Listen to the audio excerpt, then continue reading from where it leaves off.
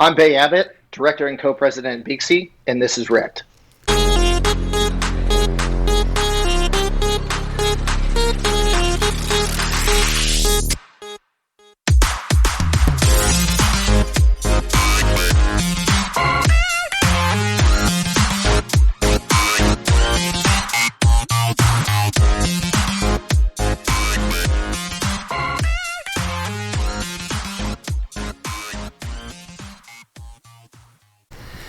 Hello and welcome to Rekt Podcast Take 2, where Chamber remembers to push record. I am Bunchu, alongside my esteemed colleague and co-host, Crypto Chamber. Chamber, how you doing? Feeling a little sheepish this morning, Bunch. I gotta tell you. I mean, I do feel okay about it. I don't know what episode this is, but I feel it's close to 200. And I feel like it's the first time I forgot to press record. But we caught it early. It wasn't like we were chatting for multiple minutes. I'm actually proud of you that we did catch it that early. Well, what I do for editing purposes is I write down timestamps for everything. Mm-hmm. So for intros, when we get into the news, so I looked up and I'm like, shit, fuck, shit. So that's quite amazing. But we have a great guest today. We are very excited to welcome Bay Abbott to the show. Bay, how you doing, man? I'm doing well, man. I am happy to be on with you guys. And to record it this time, I'm definitely happy about that too. Early in the morning, coffee and podcasting. That's kind of what we do.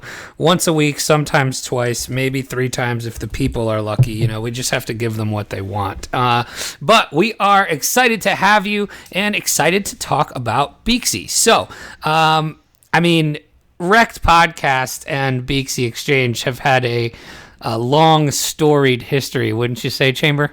I would say. I was thinking about that. I said, geez, we have Bay on. I think this is the first time you've been on. Yeah, Bay? Yes, it's the first time I've been on. And I know we've had Frank over the years multiple times. We had other people from Beaxy as well. We've had a few Beaxy episodes over the years. And let's not beat around the bush here. Franklin before this was the most recurring guest in Rekt podcast history at, I believe, 5 appearances. He's a 5-timer. 5-timer. So, Bay, you're at number 1 here. We're going to have to get you on at least 5 more times to pass Franklin. Yeah. Those are big shoes to fill. But, I think I'm up to the task. All right. Well, we are glad to have you. So, we're pumped to talk about Beaxy. So we've been following this journey of yours for, before launch, all of that kind of stuff. So we've, the people know that are listening to this show mostly, what Beaksy's history is, where they've come from. But you guys have come a long way in the last, I would say, couple months to 6 months since the last time we probably had somebody on the show. So, Chamber, where do we want to start? I always say, let's start at the beginning. I am sometimes a start at the end guy. That's fair. That's fair. I think, like you said, we've been with, we've been in touch with Beaxy for so long, and we've gone through the bear market with them. It's so impressive, kind of where we're at today, because we've seen so many, projects come and go. Beaxy obviously didn't really launch. You guys launched in the bear market, as opposed to some of these projects that launched kind of at the top of the last cycle and then fizzled out. You guys launched, had some growing pains, made some adjustments, and now are back stronger than ever. It's really impressive, and there's not a lot of projects that can say the same. So I'm just excited to, I guess the first question would be, what were some of the major things that needed to be adjusted? We'll call this Beaxy 2.0, and kind of what are those things that have come to the table to kind of make those differences? Yeah, I think that so launch is pretty generous terminology, right? I think that so let's go all the way back and kind of analyze things from the beginning. So typically, when you start a startup, you're under the impression that things are going to be great. right? You're like, either I'm going to be the next Amazon or the next Google, or, whatever I'm doing, you just have the confidence in yourself to achieve that, right? I mean, that's everyone that starts a startup. And startups typically don't end up going that way, right? We all know the statistics. Over 90% of startups fail within their first year. And that number varies, depending on the sources that you look at, but it's at least 50, right? So you have a 50% chance of making it. And, once you start compiling things and the problems start adding up, it's like, okay, do you really have the team to pull this off, right? So we kind of looked at each other and, me and my co-president, Nick, and when it was towards, on that downward trajectory, we were like, okay, if this, our friends, family, token purchasers, everyone in between, right? If we don't do something about this right now, then a lot of people are going to get, hurt in one sense or another, right? So we went out and, our chairman of the board, Brian Peterson, he built two of the largest trading desks here in Chicago. He, has been in management consulting for about 25 years. He's one of the top quantitative analysts in the world.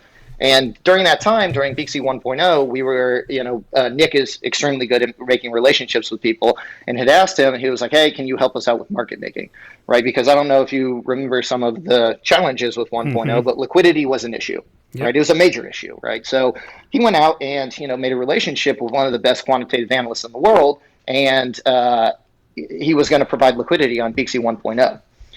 So we asked him one day, we were like, hey, what can we do here? How can we unwind this? And this was after, all of the incidents with XRP and all of that. So he was like, hey, let me make some phone calls, right? So a guy flew in the very next day from Boston, and he stayed with us till 1 a.m, right? And he was like, heard the story. We told him everything. And he was like, yeah, I think this sounds good, right?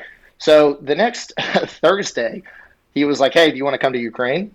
So we were like, sure. And on that Monday, we were on a flight to Ukraine. So we went Chicago, Helsinki, Kiev, and we're sitting down in Ukraine, and we're, said with his entire team. He's got a massive team. He has about 3,500 developers on his team, and he was holding a conference for them. And he brings us, we're sitting there in the conference, and he brings us up on stage. Okay, and he's like, get up here, guys. So we're up there, and, we're talking, and he's like, the way he introduces us is he goes, these guys have big balls. And he says that in Russian. he says that in Russian, right? They are the machine. and we're like, and he's like, say some things, say how you're here, right? So we decided, we were like, okay, we need to take action. We need to turn this thing around and have all of the resources now at our disposal.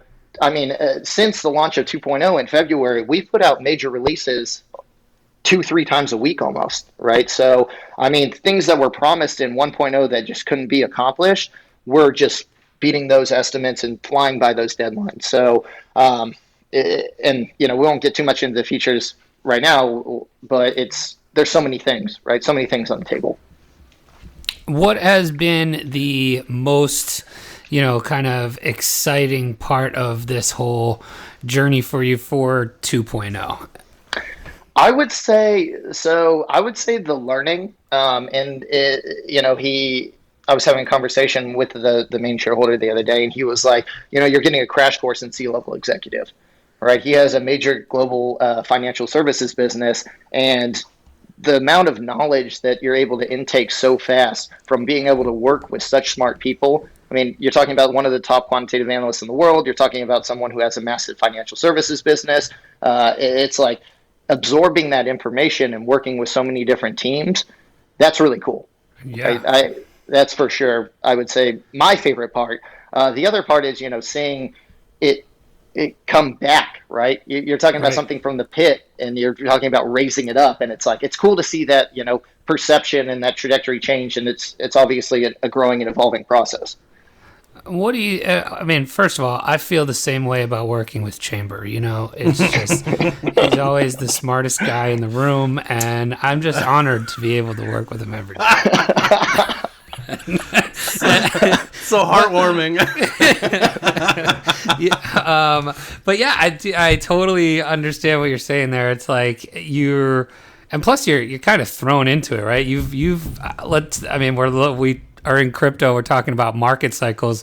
You guys have had, your own market cycle already, right? You've gone up, Yes. you've come down, and you're on your way back up, right? So Yep. I think that's pretty exciting. But what do you think the biggest attributions to or contributions to like your current success? What was able to bring you out of kind of where we were to where we are now?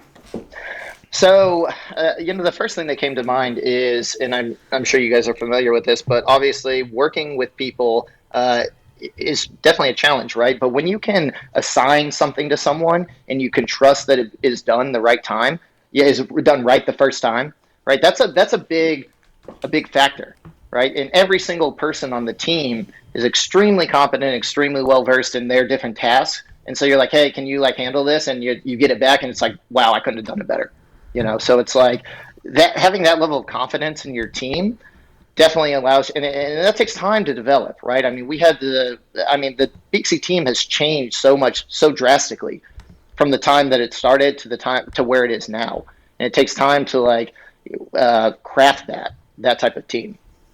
Yeah, absolutely. I think that's majorly important, right? It's being able to rely on the people so that you don't have to do everything at once where you're already wearing 100 hats, right? So. Exactly, right. I was going to say, too, I like the... I think from day one, there was a sense of... you guys were an open book where there was no kind of sneakiness. There was no shenanigans really happening. Even at one point, obviously, you guys get your bumps in the roads here and there, but you guys in my opinion, have been upfront and kind of, transparent through the whole process. And as as volatile as the crypto market is, as volatile as some of the people in crypto are. I think a lot of people see that. Obviously, I'm sure you guys have had your share of, haters and people that just talk shit about Beaxy, during some of the downtime. But I think at every turn, the transparency you guys had gave the ability for the people to really turn around, to make that 180 and say, hey, you know what, Beaxy, as much as whatever, I didn't like it at this time. They have been transparent. They have been kind of upfront with us, and now it's looking good. And again, the things that we want are there. The liquidity's there. The on ramps are there. The trading pairs are there. So I think the ability, like I said, that transparent ability coming from Beaxy allows for people to make that shift back to you guys. So that has been a pretty impressive task on your side, at least from my end. That's interesting that you say that, because I kind of have I do agree, obviously, transparency is very important, but I kind of have a line that I would draw there, because being too transparent can actually be negative in a sense, right? Because yes, you think about when people that you've had on in the past came on, it's like, 2 more weeks and we'll have all this, and it's like now you're setting that expectation, and it's like, yeah, maybe you have the deadline of 2 weeks, but you know how many things come up in between then right. and 2 weeks? I mean, there is an unbelievable amount of shit that creates blockers in there, right? So there's definitely a fine line between being transparent and also, keeping your cards close to your chest, because if I come out and start saying deadlines and estimates, and then people are like, well, you told me 2 weeks, that causes a problem, right? And that causes an issue within the community.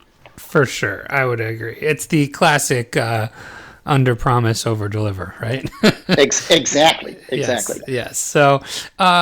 So what do you think are, the most important things going on with Beaxy right now that either, people aren't aware of yet, or that, latest developments that you want to make sure that people are aware of? Yeah, so we actually, maybe you guys saw it, but Trender is basically Tinder for trading. And you can swipe right or left if you want to take a trade or not. So that's a pretty innovative thing. And the reason it's such a big deal is I actually, I inquired with the company. I was like, hey, can you give me some statistics on your hit rate? Right. I want to know, because if we're giving these signals to people, right, if we're like giving time frames and targets and all of that, right? Basically TA pre-printed on the charts for various time frames, right? We do that now to make crypto easier. Okay. I was talking to someone in our Telegram chat was talking about it yesterday, and we asked if they wanted to ask any questions, and this was one of the things that came up, so I'm glad we're talking about it. Yeah, and we have the data on every single pair going back to 6 months. So they've been doing this for 15 years, right? This is a proven company. They've been doing, Forex. They've been doing a traditional stocks and equities and everything in between, right, for 15 years. So this isn't something new to them, right? Mm-hmm. And obviously they got into crypto years ago and now offer that service so we can take advantage of it. And the hit rate it's a trailing hit rate, right? Every 6 months, it updates every week. It's 63%, which wow. That's a pretty good strike rate on the signals, right? But sure. All of the signals also have individual statistics on them too. And I mean, none of them really range below 60%, and on the high end, 95, right? Wow. So it's like you're looking at these things, and they're actually decent, right? I was shocked. You get the numbers back, and you're like, oh, they're going to be okay. But then you get them back, and you're like, holy shit, this is way better than I even thought. Right. So I would say it's a pretty big differentiator, obviously. And then, when you kind of boil Beaxy down, where do we really stand in the marketplace? Why would someone make that transition? Right. And you think about it, it's like, okay, what's your unique selling proposition? Easy, safe, and complete. Right. Is it easy to use? When I go on there, can the retail trader that goes to the bar and is like, oh, Doge went up 400%. How the fuck do I get in crypto, right? And we need to be there, right? It needs to be easy enough for them to log onto the platform, create an account, and be trading in minutes. And it explained everything, right? And TA is traditionally a part of the exchange that's super complicated. I mean, it could take you years and even decades to master something like that, right? I mean, all the different oscillators and divergences and patterns and candles, you're like, Jesus Christ, right? It's a full-time job, right? Sure. So we just took that. Just ask Twitter. Exactly. Right? Yeah. We just took that part of the equation and we took it out. Right? Now we made it easy for you to understand something like that. Right? Is it easy to get set up? How long does KYC take? How long does deposit take? Right? And if you can do all of that in a couple of minutes, then it's like, okay, great. Right? Now is it safe? Because for me to use a new exchange, I have to feel safe, right? Am I going to go put my money on some, Asian exchange that I don't know if they'll be there tomorrow? Is an actual concern, right? And for the record, Bay, Canadian exchanges are the most dicey. So I think we should use Canadian exchanges as the shady exchange. For all the great things that Canada does, insert cricket drop there. The Canadian exchanges have been, pretty just suspect. The worst. Just the worst. That's fine. So, I hate for Asian exchanges to get the brunt of what Canadian exchanges should be getting. Yeah, that was an example. I definitely don't want to single out, that wasn't. No, we can single out Canada. I think it's fine. Chamber's allowed to tell us if we can do that or not. Exactly. It's okay because I'm a Canadian. Okay, so let's rewind that part. And Canadian exchanges, right? If you're putting your money on a Canadian exchange, is it safe, right? Is it going to be there tomorrow? Is my money going to be there, right? It won't be. It's interesting. I totally agree with you, right? Is it safe? Is it easy to use? And what is unique about it, right? I think those are the big questions when you should be asking. And then obviously, are the pairs there that you want, right? I think that's exactly piece. it. So that goes into complete. Right? Is it complete? Does it have the order types that I want? Does it have the trading pairs that I want? Does it have all the bells and whistles? Does it have trading view integrated QR code deposits? All the things that you can think of, right? That all comes standard for an exchange. Does it have that? Is it complete? And you pair those three things together, and now you have a niche in the marketplace that needs to be filled. Right? You have a need that needs to be filled in the marketplace. Now, can you, just a question here, for the trender piece, can you do that on the desktop, or is that mobile only? So the signals are on the desktop. So they are printed on desktop, and trender is on mobile. Yeah, because I'm on the mobile app, which I think is fantastic, and I just started messing around with the trender thing, and it's pretty cool. Chamber, have you actually seen it yet? I have not messed around with the trender portion yet. I've been using obviously the mobile app for a bit, but yeah, I haven't tried that out. So I'm going to try that out later today. So, like right now, for example, just to give people a little more insight on what Bay was talking about, the first one that comes up is on a 15-minute time frame for Bitcoin USDC, and it shows you the pattern.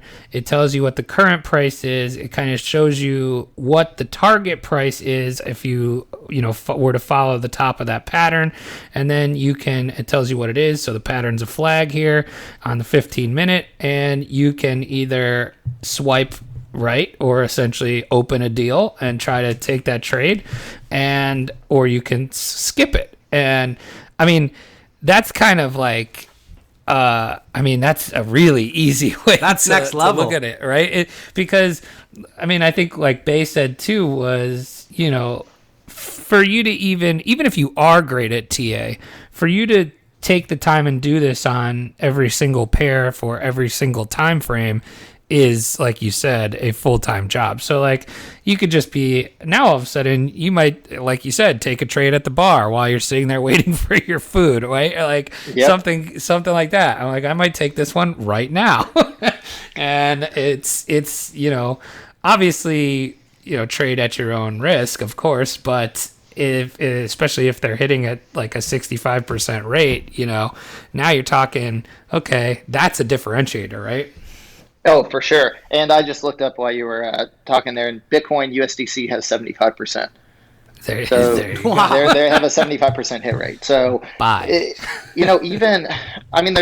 there's a ton of value in that, especially for all different types of users, right? So, and when we can set ourselves apart like that, and the more things that we do that are innovative and game changing, it's like, okay, now I get it. Now I get why I'll move to Beaxy. Yeah, for sure. And we've had a bunch of people reach out and for ref links and that to make that switch over. So you can tell the sentiment of the market is absolutely changing into your favor. The winds are definitely blowing Beaksy's direction for sure.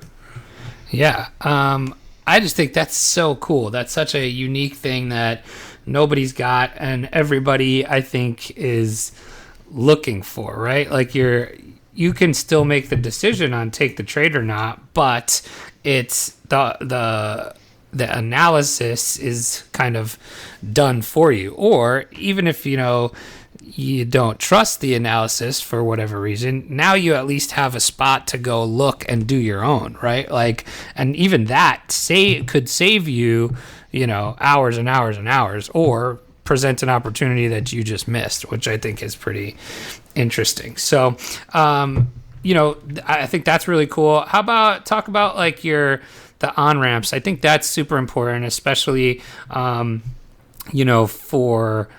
like you said, if you have an exchange that can do all of these things, it's the holy grail, right? Like some of them can do some of these things, some of them may do one of these things, and it's really about getting to a point where you can do all of them, and that's the one you want to trade on, right? So I think one of the things that's unique about you guys as well is your on-ramps. So just tell the people about that if they don't know already. Yeah, so for right now, we offer a USD on-ramp, right? And that will be coming with ACH. That is in the pipeline. Obviously, that's going to be worked on. That's a big piece for US people, right? I mean, today they have an easy way to onboard their money, and they're used to ACH and connecting their bank account, and then it's seamless, right? So it's all about making that user experience easy. So obviously that's in the pipeline. But the other side of that is we will have Canadian dollar, Australian dollar, pound, euro, and yen. Right, 6 major fiat currencies. So that puts us in a category with, based on what we've looked up, and there could be more, but with Kraken and LMAX. Right, that's a pretty short list of people of exchanges that offer that level of access to fiat currency, and then our USD accounts are FDIC insured up to $250,000. Right, so when you add all these things together, it's like, okay, this has everything that I need now, right? It's like depending on where you are in the world, and you can onboard your national fiat currency. That's easy, right? So that kind of fits into a bunch of different categories for us. Yeah, that's really awesome. Chamber, do you hold all those fiat currencies? I sure do. I got the kangaroo coins. I got the maple syrup loonies. I got them all. Now the real question is, did you buy any tendies? No. I missed the boat on tendies. I was on holidays. I was at the beach for a week and missed the tendy. Yeah, when is Beaxy listing tend? The chicken tender coin. Yeah, that's a big one. There's another coin that I don't think is appropriate to say, but you could say it might here. know the other one that I'm talking about. The Tard coin. Oh, yes, yes. I think we're listing those together. Oh, that's nice. I actually had some chicken tenders over the weekend, and they were quite delicious. So that's a heavy buy signal from Chamber. Yeah, pro 10. Pro 10. By the way, this signal that I was just talking about on Bitcoin is definitely going to hit. It's already almost. I just signed into my mobile app, and I was taking a look at the signal. That's fucking. It's like $20 away from hitting. It's amazing. You would have made a nice couple bones there if you took that. So awesome. Chamber, where shall we go next? Well, I think we should. It's Bay's first time on the show. I think we need some background into his crypto and real life, stories. We want to hear some Rekt stories. I think is where we want to go with this. Riggedy Rekt, son. Let's do it. So, Bay, have you? We asked two different types of Rekt stories.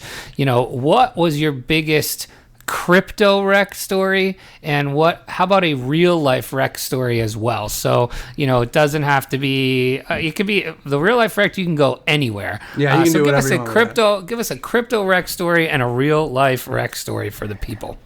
Okay, so these are both painful memories. So, well, I'll give you both of them. So the Crypto Rekt story is a couple years ago. It was like early 2018, right? I had to have a surgery done, and I was kind of coming out of that. And I was, when you get something done, you're a little bit delirious and kind of like gaining your bearings, right? And they told me, they were like, do not do anything like work related, don't do anything finance related, just like relax, okay? But as you guys know, when crypto goes up, you don't have much time. So I saw it rapidly rising on one of the coins that I was in, and it was at the time I remember it was Storm. You guys Storm? Oh, I've played with Storm. Okay, right. So I was like, oh shit, it's mooning. Like I got to sell it right now, and I like log in and I send it to somewhere so I could sell it, and I sent it to the wrong place, and I lost like 10 grand. No. And they told me they were like, do not do anything finance related. And I was like, no, I got this. I was like, Sorry, crypto's not finance. Just like blind confidence. I was like, no, we're good. And then I just lost all. I was like, that's a rough one. That's rough. That's rough. Yeah, I actually just I had a pretty big bag of something not that long ago, and I sold it. And I made some good money on it. And I checked it. Normally what I do is any trace of tracking that I had on my phone or my computer is erased, so I don't have to see where it is now. And I happened to check the price of it, and it was like 7 times more than what I sold it for. And I'm like, God damn it! There was so much money left on it. It was I know that feeling very well. I know that feeling with lots of different stuff. I think we actually both had that same bag, Bunch. I'll let you figure out which one. Thank you for letting me forget that. It's funny. I have, me, Chamber. I'm into like the sports cards and everything as well. Mm-hmm. And I had this Patrick Mahomes PSA 10 Prism Silver card that I thought I just made the best deal of my entire life. I bought it for like $900 during the season, before they were the number 1 seed, before they were winning the Super Bowl. And I had my eBay auction set for to end an hour and a half after the Super Bowl. So like if they won, it would go crazy. And they did, and it did. And I sold it for like $2,000. So I'm like, all right, cool. I just flipped that for $1,200. That was the easiest thing I've ever done in my life. Buddy of mine texted me the other day. He's like, "Do you know what this card is worth now?" And I was like, "No, it is now worth $10,000." Oh, that's so upsetting. Yes. So I just had to remember that the other day, and I was like, "Oh, come on." That's so upsetting. plenty of wrecked stories to go around. That one, I mean, that one isn't a loss though. That's just opportunity cost, right? Like Bays, literally, he sent Right. $10,000 worth of storm to probably someone that didn't know they were getting To a Bcash wallet. worth of Oh no, I know where I sent it. I know exactly where I sent it, and I reached out to him a bunch of times. It was an ICO back in 2018. I don't know if you got Current. Does that ring a bell? Oh, yeah, Current? I think so. Yeah, they had it was kind of like a YouTube type thing. But anyway, I sent it there. Oh, to yeah, their yeah, smart yeah. I know what contract you're on talking accident because I had a bunch of different addresses, and I so many emails. I was like, hey, I know you have this. No response, but They couldn't do can see anything, it. or they didn't respond. Oh no response. Oh, They definitely so could have dumped it because brutal. I think Storm was an ERC20. I think still is an ERC20, right? So as long as an ERC20 address, you should Right. be able to send it back. Yeah, that's rough. That's rough. yeah. You know who you are out there, that's my Current. next story, but That's by the way, that signal hit and has now passed its target. So I'm telling you, they're legit. amazing. I'm gonna. They're good. Where can I see the hit rate, or is that something only you can see? So I can send. So it updates once a week, every weekend. So I'm gonna probably do an entire campaign around them.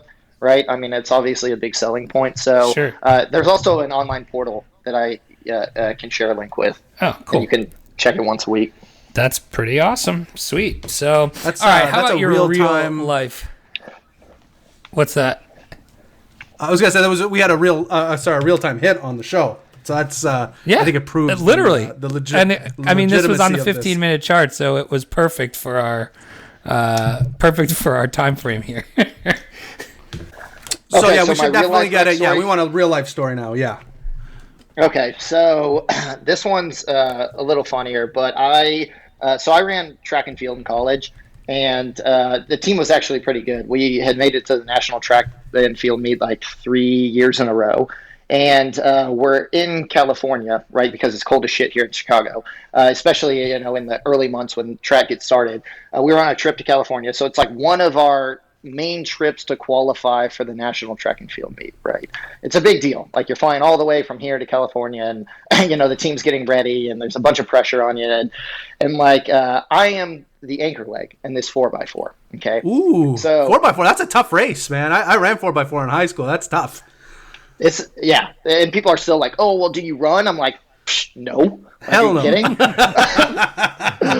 Like I did that for 11 years. Like why am I'm not, obviously no. So anyway, I'm coming around the first turn, right? And at this track and field meet, they had all different age groups, right? They had high schoolers all the way up to college, and everywhere in between. And this high schooler pole vaults, and he goes over the bar and over the mat and onto the track and hits me in midair. Okay. He literally hit me in midair, and I do a spin. I spin out of it and try to get back on the track, and I was I went over him to him afterwards, and I was like, "Yo, what was that?" And then he obviously had to write an apology letter, and I was a little upset. But so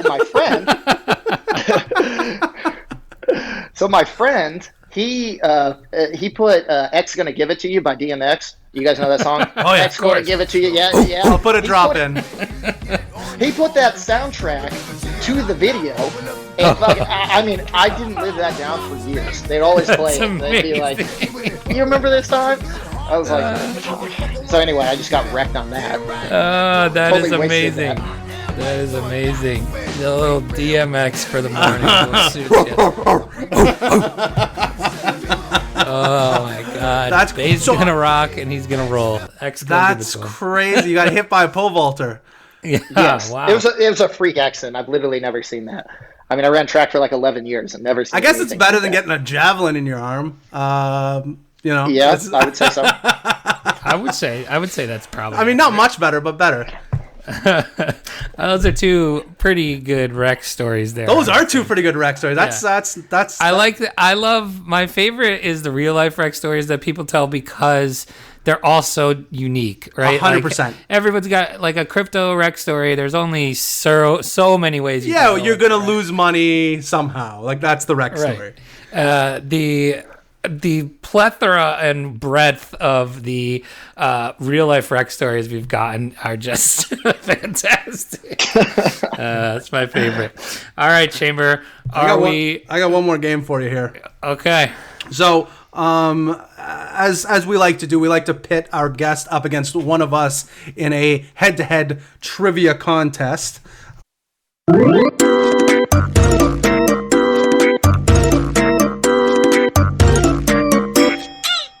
Rekt.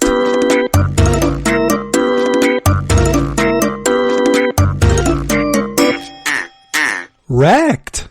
And Bay chose. I like to ask our guests what they like. What they like to trivia against, or what they're most confident in trivia.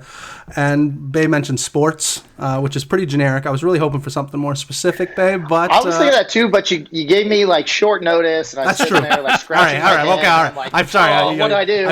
I put Bay on blast, and he just flipped it on me. All right. That's fantastic. All right, fair enough. That's a good point. All right, let's keep it quiet. You did give him like 20 minutes. 20 minutes? I mean, you ask me what I'm going to try. I'll give you 5 categories in 3 seconds. I'm just sitting there, and I'm like sitting there like scratching my head. I'm like, oh, do I know anything about anything? Like, that's my favorite part is Chamber gave you 20 minutes, and then in that 20 minutes, you have now had an existential crisis about your knowledge of everything in the world. Yeah. and then starts roasting me. Yeah, absolutely. It's like, bro, you gave me like 20 minutes. That's awesome. All right, jeez. Okay, I apologize. I told you it was an honor and privilege to work with him every day. Okay, you're lucky. So I have test your 2010s sports trivia. Ooh, okay. This is from the New York Post. And we're gonna Bunch. I'm gonna give the first question. So what we're gonna do is I'll give Bay the first question. Bay, you have a chance to get the point. If not, Bunchu has a chance to steal, and then he gets the next question. So we'll go back and forth on the questions, but every time the other person gets a chance to steal. Okay. Okay. No, all right. man. So Bay, first question's for you.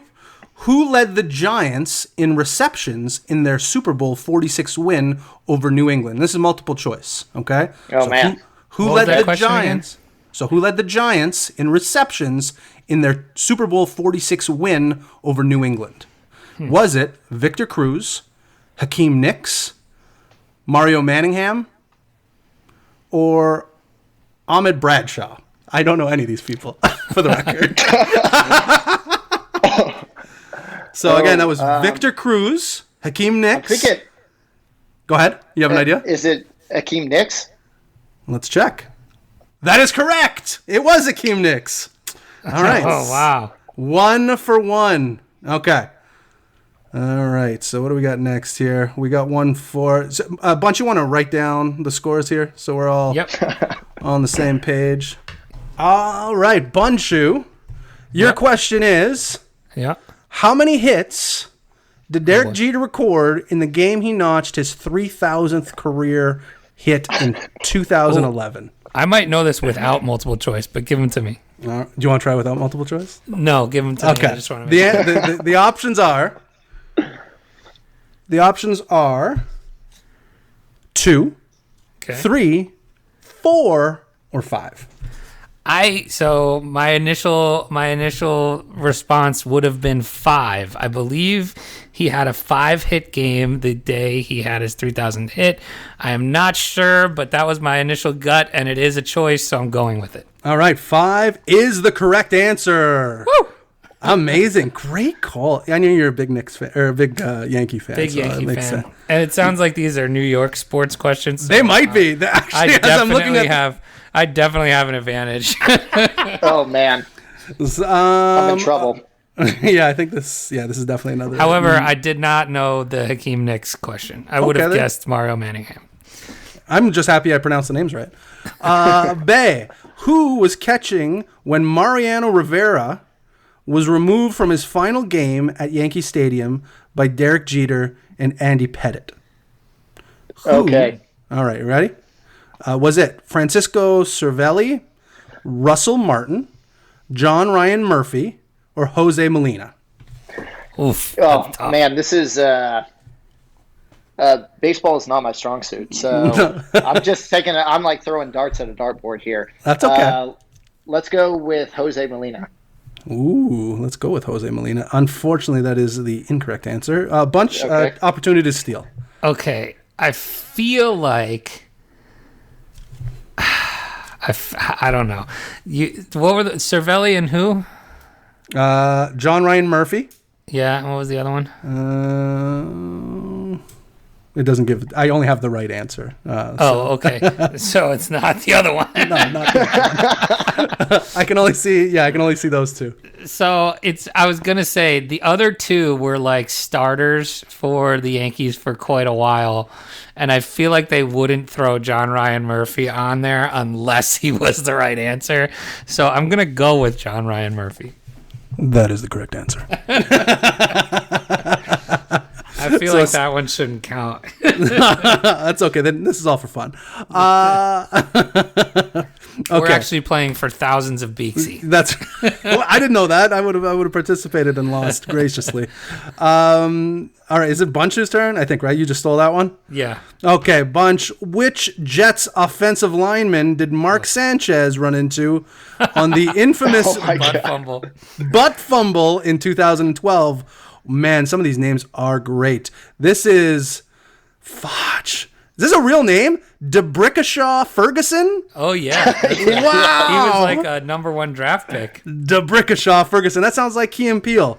That's the first one. Brandon Moore. Osmotaz Buckshank. Mud. Willie Colin. Sorry. It was DeBrickashaw Ferguson, Brandon Moore, Willie Colin, or Nick Mangold.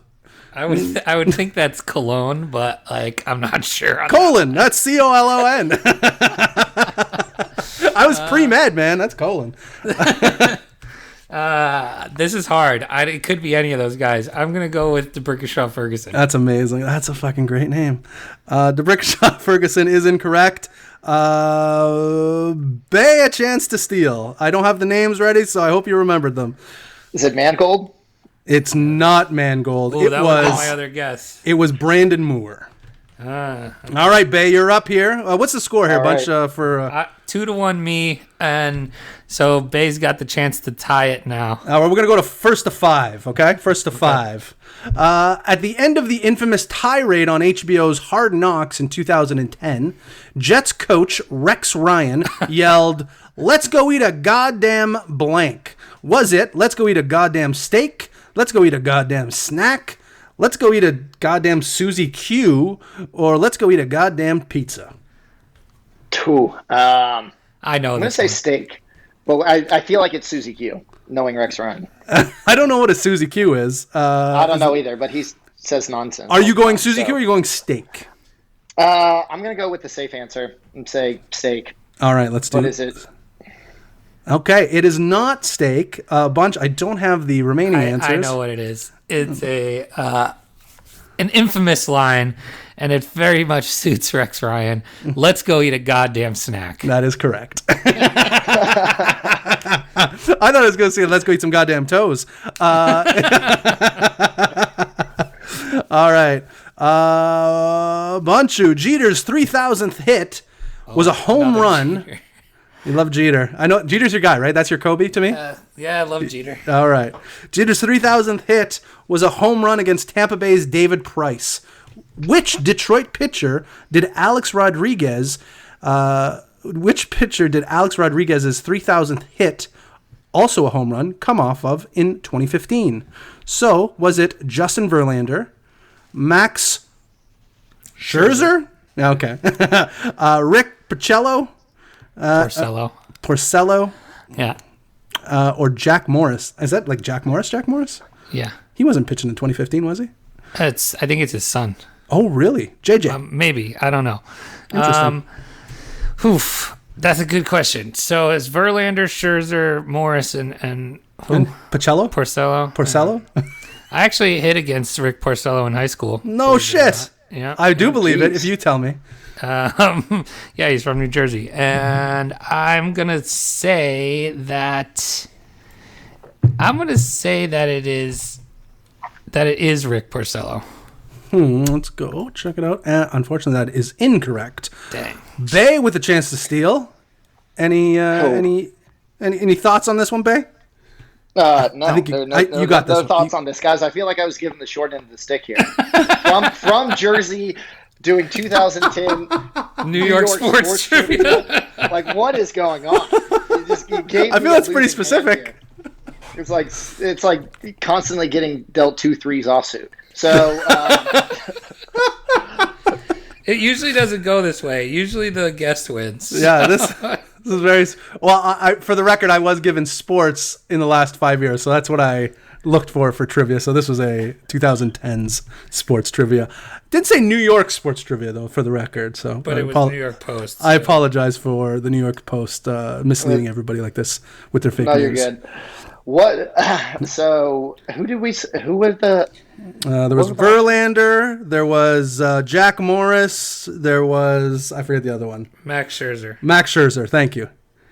Let's go with Verlander. That is the correct answer. Nice. So what do we got for score Total here? guess. 3-2 me. 3-2 you. All right, next. Not over. Bay. Which Devils player, that's a New Jersey Devils player, I'm assuming, scored in overtime of Game 7 of the Eastern Conference Finals to eliminate the New York Rangers in the 2012 Stanley Cup playoffs? Which New Jersey Devil player scored in overtime of Game 7? This broke my heart. I remember this game. Was it Wait, what? Was it Patrick Eliash? Was it Zach Parise? Was it Travis? I forget. Is that Zajac? Yeah. Or was it Adam Henrik? There's two that I'm looking at here that I think it is. So let's go with Adam Henrik. Not what I would have picked, but that doesn't mean much. That is the correct answer. All right. Nice. Steals 3-3. it. 3-3. This is nuts here. This is getting real. Don't call it a comeback. Guys, this is dumb luck. Bunch, the Knicks had 7 head coaches in the 2010s. Wow, really? Name all of them. Which one did you go to high school with? Name anyone that matters. Which area pro team also had 7 head coaches in that decade? So besides the Knicks, there was another team that had that many coaches. Was it the Jets, the Nets, the Mets? Are you kidding me right now? I didn't even notice this before. They all rhyme. Or the Devils. Was it the Jets, Nets, Mets, or Devils? My gut says that it's the Jets. So I'm going to say the Jets. That is incorrect. It's who I Shit. thought it was. That makes sense. Uh-oh. Babe, with a chance to steal. Was it the Nets, Mets, or Devils? Mets? I'm sorry, was that Nets or Mets? No, sorry, Mets. Mets with an M. Mets with an M? Mm-hmm. That is incorrect. It was the Nets with an N. Oh, it was. Okay. Yeah, they were shit. So that doesn't shock me that they had a ton of coaches. I mean, okay. so were the Jets. Yeah, So, again, well, that's a fair pretty point. good guess. That's a fair point. Bay, the Nets infamously traded 3 first-round picks to Boston in 2014 blockbuster trade for Kevin Garnett and Paul Pierce. Which of these former Nets was not also involved in the trade? Okay. Who was not in that trade? Okay. Okay. Was it Chris Humphries, Andrei Kirilenko, Gerald Wallace, Marshawn Brooks? I remember this trade. I think I know who it is. Say that again? Chris Humphries, or former Mrs. Kardashian. Right. Andrei Kirilenko, the Russian Swiss Army blade. Gerald Wallace, maybe the toughest guy in the NBA, or Marshawn Brooks, kind of a nobody. So who stayed on the Celtics? Who wasn't a? Okay. I don't even know if they were on the Celtics, but just who wasn't a part of that trade. Okay. Let's say the Kardashian. I think that's what I would have went with. So I think you're cursed, unfortunately, on this one, and that is incorrect. Yeah. Bunch, you want to try and steal that one? I don't even know what the answers were. What were they? So so the remaining answers are Andre Kirilenko, Marshawn Brooks, or Gerald Wallace. Give me Kirilenko. That is correct. Nice. All right, Bunch. This is to win it. Yeah, I got. All right, here we go. 1 minute to win it. The 2011 deal that landed Carmelo Anthony. Oh boy. That's all it says. What the hell? Oh, okay, never mind. It was cut off. Which Knick was not sent to Denver in the 2011 deal that landed Carmelo Anthony? So same kind of question. Who did not go to Denver, I guess, in this one? Was it Wilson Chandler, Ronaldo Balkman, Timofey Mozgov, or Danilo Gallinari? I 100% know this one. Wait, give me one more time. So who didn't go to Denver? Wilson Gallinari did, I think. Wilson Chandler, Yeah. Ronaldo Balkman, Timofey Mozgov, or Danilo Gallinari? I'm gonna go with answer B. I think that's correct. That is correct. For the win! Ronaldo Balkman did not go to Denver. And Bunchu, from Jersey and New York. And Pennsylvania. And Boston. And Delaware, briefly. Yeah, unbelievably. And also Chicago for a time. Unbelievably wins the New York Post New York sports team trivia contest of the 2010s. So who'd have thought it? I think that would have been a good signal to buy, but we will never know. So congratulations to Bunchu. Unfortunately, Bay, I did not give you enough time to select a proper category and picked one specifically that was out of your jurisdiction. So my apologies twice on that. We've already decided that he needs 5 more appearances, so we'll get all these trivia categories. Yeah. We'll figure it out. We'll figure out the one you're the most comfortable in. It could be 90s, teen dramas. It could be, dinosaurs.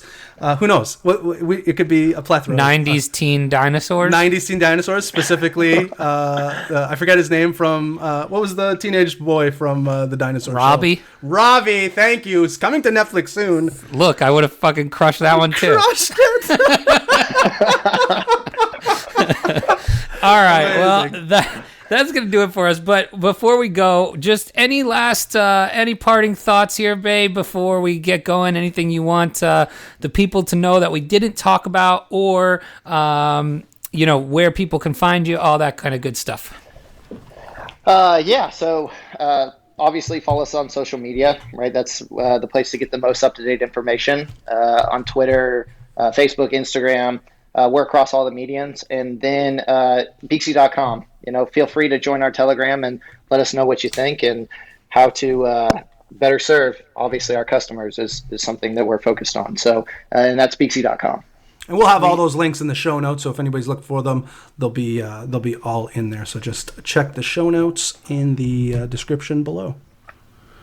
Awesome. Sounds good. Well, Bay, thank you very much for joining us. Pumped to have you on and talk about Beaxy. Hope everybody goes and checks it out. And I will be busy playing with Trender all day. That's what I'm going to Trender? I thought it was Grindr. What's this Grindr app that I got? There's somebody knocking on my door. I'll be right back. That is something very different. I think that might be a different podcast. Different podcast. That's our other podcast that we do. I'll let you know how it goes. Yeah. Anyway. All right. For Bay and Chamber and myself, thank you for joining us. And until next time, don't get wrecked. And that is financial advice.